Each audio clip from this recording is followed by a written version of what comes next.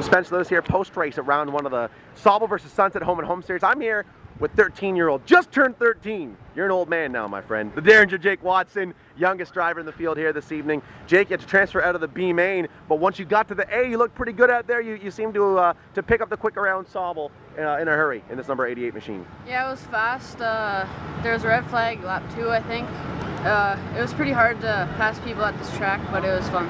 How does this compare to anywhere else you've raced? I mean, it's nowhere near Sunset. Is it similar a little bit to Flamborough where you got your start? It's similar to Flamborough because it's a flat track and kind of the same size as Sunset, so it's a good combination. A couple of drivers that have been here from Sunset have mentioned that the corners are difficult to navigate. Did you find that this evening in the mini stock? Yeah, there's actually a big pothole in turn 2 and in the second line, so it's pretty hard to pass there too. Do you find that, did you get into the pothole at all? Did it upset the car? I gotta ask. Yeah, I got loose a lot in the second lane, and then I kept on hitting the rubble strips, and I got loose there too. It seemed as though the longer the green flag runs went, the better this car was. You got nickeled and dimed to death on the restarts, but when we had a long green flag run, you were able to pick up some spots. Yeah, it was better on the long runs, better than the short runs, and it was a good car. Now we're getting ready for round number 2 of the Home and Home Series. That when the Sauble cars come down to Sunset, be a completely different ball game. I mean, a lot of the Sunset cars were out of their element here.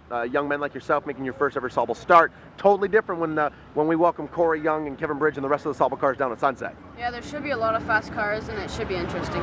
Now I know that you've sort of figured out the quick around Sunset, because I know you struggled there last year, but you've been a completely different driver here this year, being able to figure out the way around in your sophomore campaign.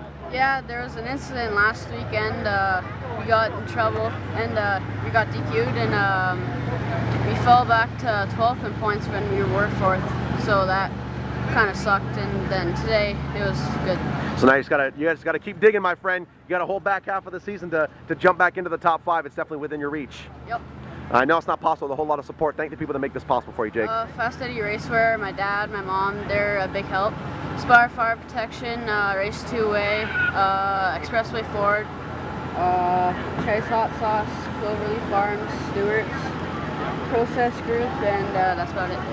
You got a great looking Ford Mustang, my friend. You're one of the more well-spoken 13-year-olds I've had the pleasure of interviewing. All the best in 2014. We'll check back in with you at Sunset in a couple of weeks. Thank you. There you go, folks. Driver number 88 car representing Sunset Speedway in the mini stock division. It's the Derringer Jake Watson.